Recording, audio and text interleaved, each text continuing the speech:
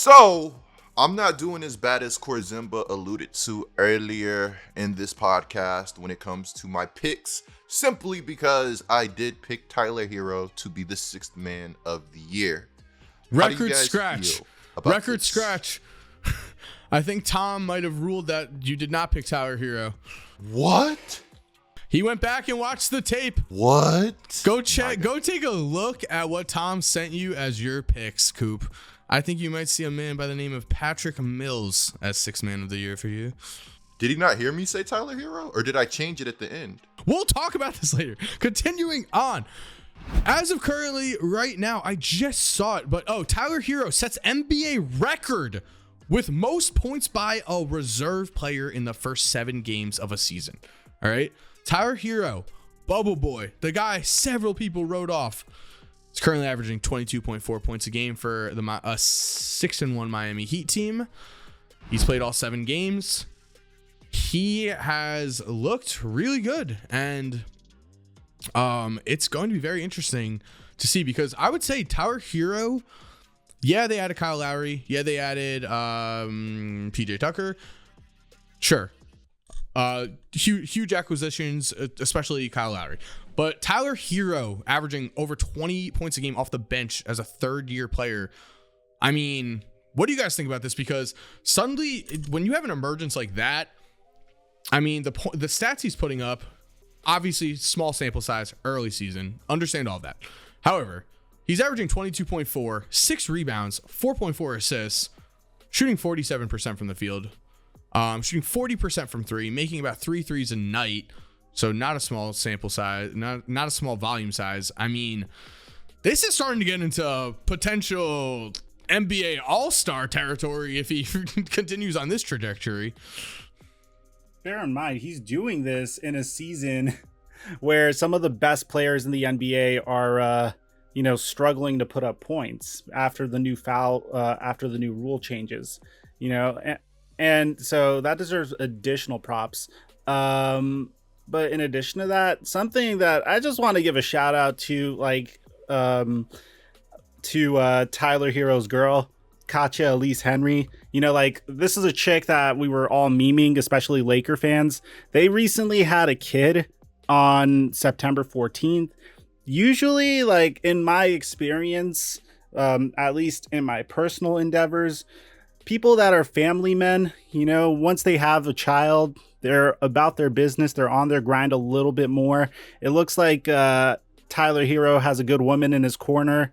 Just welcomed a beautiful baby girl into the world. Maybe that gave him an extra little push, some extra motivation to really be on his grind. But whatever it is, man, I am so happy for this guy. 22.4 points per game, shooting an obscene 41% from 3.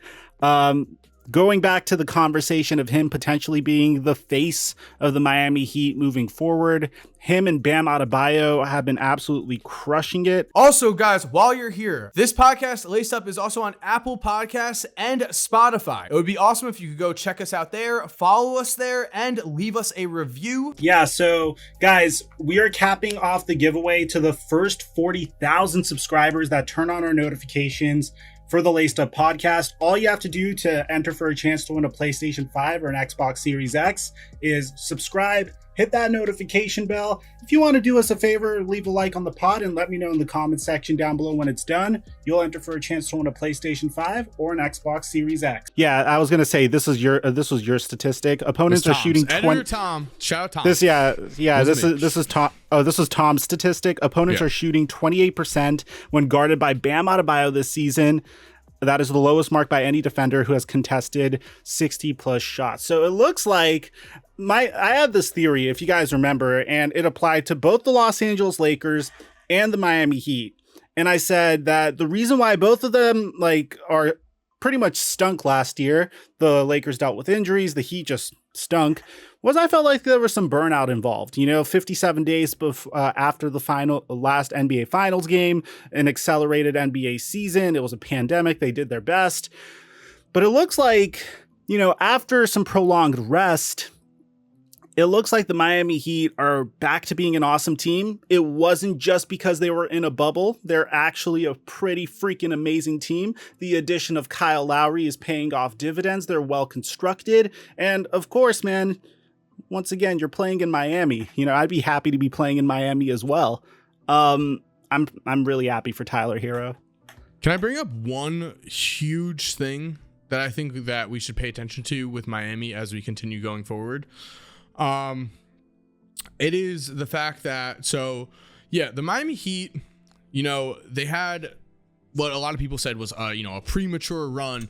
They did better than a lot of people thought they should. And yeah, Bam was a third-year player at that point. Tyler Herro was a rookie. Jimmy stepped up his game, and they made an incredible run. Yeah, I definitely can see, you know, by how quick the season started. I mean, it's not like Tyler Herro had a horrible season last year by really any means. He still averaged 15.1 points a game, 5 rebounds, 3.4 assists, shot 44%. It was just a letdown compared to what he did in the bubble. If you compare it to what he did as a rookie, he improved. Or at least was, you know, somewhere around there. What I do want to point out, though, is that currently, and I think this is very important, we're watching the Miami Heat team.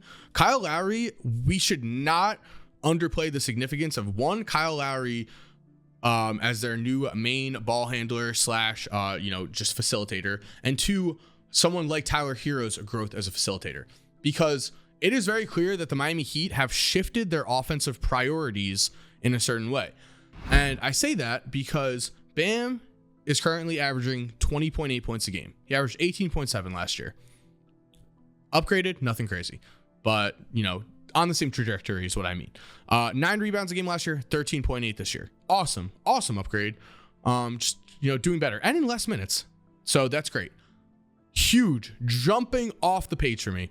2020, Bam averaged 5.1 assists per game. 2021, he averaged 5.4 assists per game. He's been known as a good passing big man.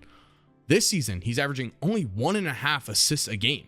They are not using him in that role of a facilitator. They're not using him in that role of where he's touching the ball in certain places in offense to make plays as much.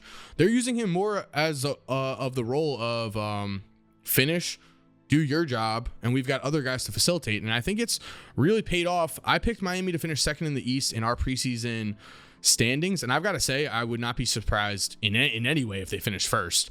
They look like such a great regular season team, and shout out, of course, Jimmy Buckets. Shout out Jimmy Butler. He is averaging 25, 7 rebounds, 5.6 assists, 3 steals a game. He is among the leaders for the MVP race right now in terms of, the little like NBA Kia ladders that they bring out that are like, oh, who's, you know, the MVP race right now. He's emerged as one of those names, and we'll see. The Miami Heat end up raking up over 60 wins. I mean, who knows what they'll win? You know, that could be Bam, Defensive Player of the Year, Tyler Herro, 6-man, Jimmy, All-NBA second team.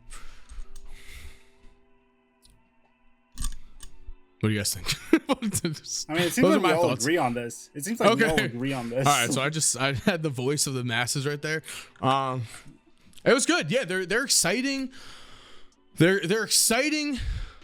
You don't hate them, you know. Like I don't watch them and I'm like, the Miami Heat, you know. I feel like honestly, Tyler Herro, in a weird way, if he had continued his success, would have continued to get people. Tyler Herro is somewhat of a controversial player in that some people just hate him naturally. You know, there's some guys that are like that. Like some people just don't like him. I feel like with his struggles last year at times, it made him a little bit more relatable. And so I do think that people are a little bit more excited about Tyler Herro's success than they would have been. But yeah, I mean, the guy's averaging 22 a game as a third-year player. We've seen him since he was a mixtape star in high school. You know, he was named Boy Wonder. I think does not translate. Whoever nicknamed someone Boy Wonder, just stop. If you're still here while the music is cued, here are 2 videos I think you are definitely going to enjoy. Make sure to click on one of them. Again, I know you're gonna love it. And other than that, have a great day and peace.